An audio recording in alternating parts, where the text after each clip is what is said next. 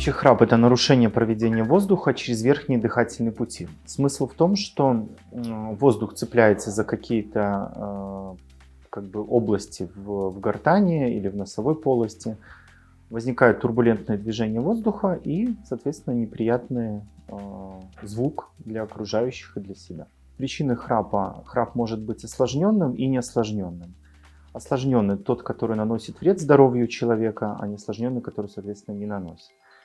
Храп может быть связан с патологией носовой полости, да, искривленная носовая перегородка, большие или маленькие носовые ходы. Сейчас очень много храпа, связанные если с носом считать, то с использованием сосудосуживающих капель. Да, пациенты садятся на капли буквально, и пока они не покапают, да, соответственно, храп не проходит.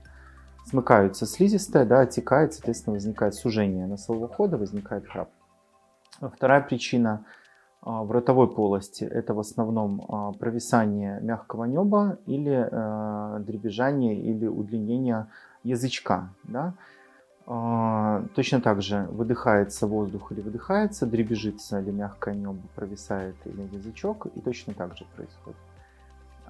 Следующий вариант — это осложненный храп, это западение корня языка, дребезжание или флотация корня языка. Корень языка может западать, перекрывает просвет верхних дыхательных путей, за счет чего у человека возникает остановка дыхания. Называется синдром обструктивного апноэ сна. Могут возникать центральные остановки дыхания. То есть ответ пошел к диафрагме, диафрагма не реагирует. Соответственно, возникает ее временная остановка. За счет того, что устанавливается диафрагма, она работает сочетанно с сердцем. Сердце изменяет свою электрическую ось, возникает пауза в работе сердца. Здесь уже риск острой коронарной смерти во сне. То есть достаточно много пациентов с синдромом апноэ, надо слушать своих соседей по кровати, потому что если вот это происходит с храпыванием и остановки дыхания, это большой риск человеку получить либо ишемическое состояние, либо в принципе задохнуться, да, или получить острую сердечно-сосудистую недостаточность. Много пациентов, у которых по 600, по 800, по 1000 остановок за ночь. То есть это пациенты уже, которые перенесли инсульт или он им грозит, да, или инфаркт. Это пациенты с синдромом Пиквика, да, это маленький, толстенький, с короткой шеей. Вот. Это уже предрасположенность к этому состоянию.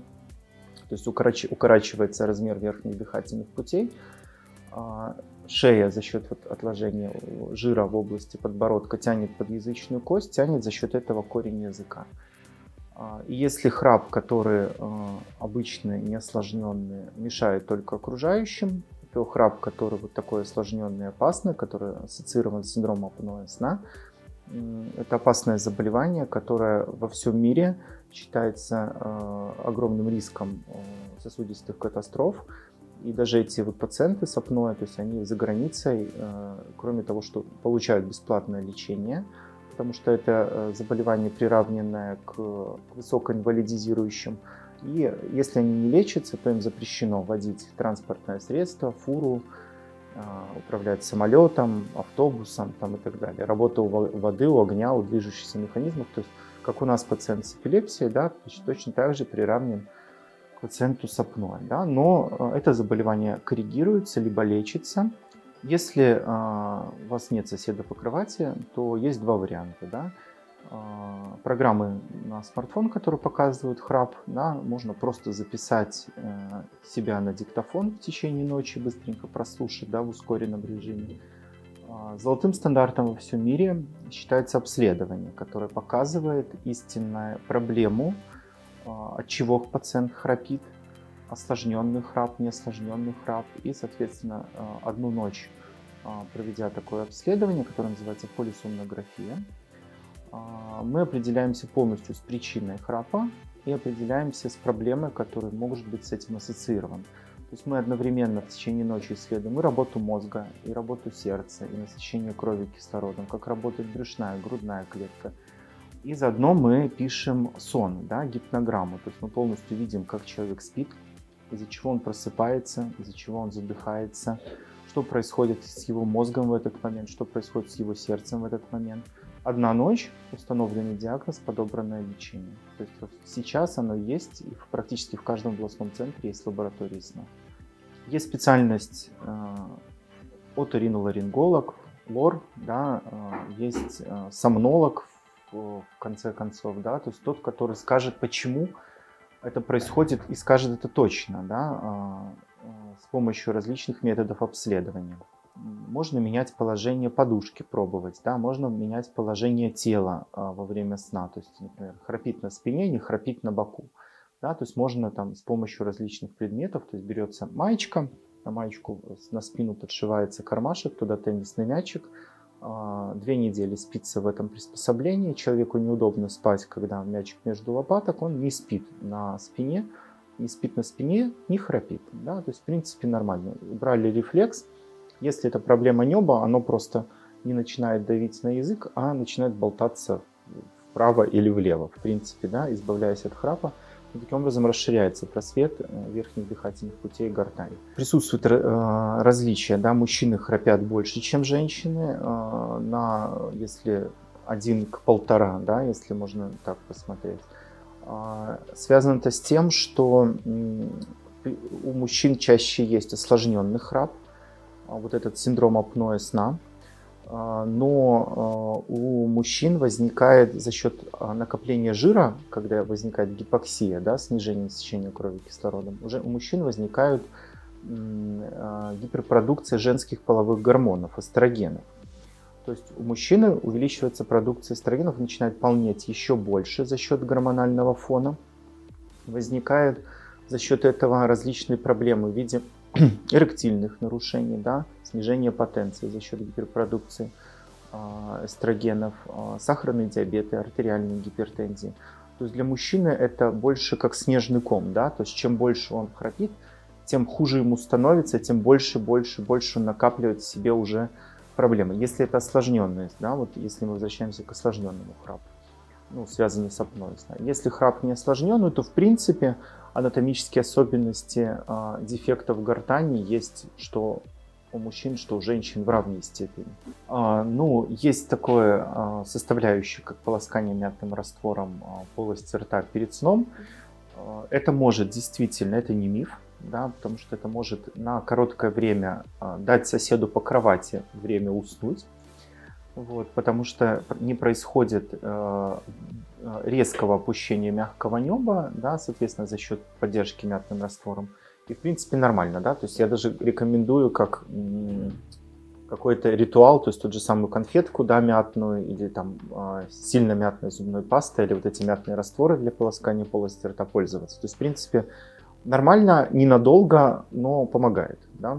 Ношение кап, да, это, в принципе, не миф, да, мы за счет того, что стоматолог подбирает капу, да, то есть эта капа должна быть подобрана специалистом, не куплена там самая дешевая на Алиэкспрессе, да, потому что это изменение биомеханики полости рта, и она подбирается, она выдвигает нижнюю челюсть, соответственно, меняет расположение подъязычной кости, и мы изменяем поток ороназальный, и за счет этого храп действительно уходит. Но это не избавление, это временная коррекция. Если капы подобраны неправильно, то за счет этого могут возникать различные нарушения, дисфункции нижнечелюстного сустава, то есть боли в суставах, боли в зубах, боли в лице, в затылке, головные боли. То есть, в принципе, если это по показаниям, при таком заболевании, как бруксизм, да, скрежет зубами по ночам, то есть, в принципе, пользоваться можно. Если это просто так наобум, то это, ну, в принципе, достаточно дорого, потому что хорошая капа стоит порядком $200-300, да, и она, ну, должна быть подобрана грамотно.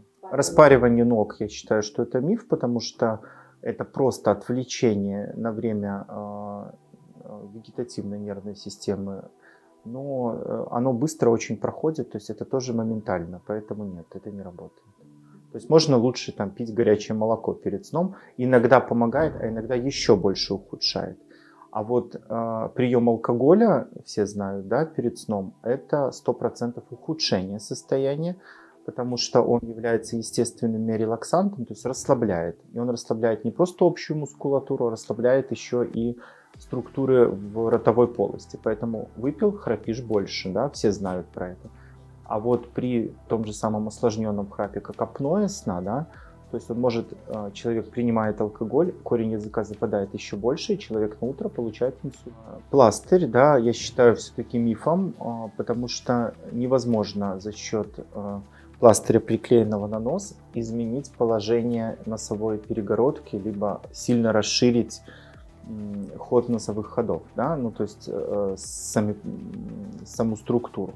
Поэтому, в принципе, нет, это не работает. В принципе, смысл, можно перераздражать вегетативную нервную систему, клея пластырь на грудную клетку, да, перцовый там или с раздражающим каким-то компонентом. Но никоим образом это на храп влиять не будет, просто слегка будет отвлекать нервную систему при засыпании. За счет этого люди успокаиваются. Есть храп, который провоцируется психоэмоциональной нагрузкой, да, то есть если перенервничал, храпишь, если не перенервничал, нет. То есть это действительно работает, и поэтому нужно все-таки стараться ложиться спать в более спокойном состоянии, не перевозбужденном, и думать о чем-то приятном. Есть полная доказанная ассоциация храпа с бессонницей, да, или с нарушением сна. Такое происходит точно так же при синдроме апноэ сна, то есть человек спит, засыпает, потом, когда происходит остановка дыхания во сне, да, при синдроме апноэ сна, его выбрасывает в поверхностную фазу сна, потом опять он засыпает, потом опять. И так всю ночь происходит огромное количество микропробуждений, вплоть до пробуждения. Иногда бывает состояние, когда пациент просыпается ночью от чувства нехватки воздуха, тревоги там, и так далее. Да, это тот же самый эквивалент апноэ. Поэтому то есть, на это тоже надо обращать внимание. Ну и, соответственно, храп мешает не только себе уснуть, да, но и соседу по постели так 100%. Да? Кто раньше уснул, тому повезло. Да? В принципе, можно пользоваться народными средствами, да? То есть та же самая успокаивающие различные препараты типа ромашки, да, какого-то успокаивающего сбора, чая и так далее. То есть это может тоже слегка улучшить состояние, если это связано с психоэмоциональной нагрузкой. Сильно расслабляющие препараты, точно так же как алкоголь, наоборот, противопоказаны, потому что они еще больше усугубляют это состояние.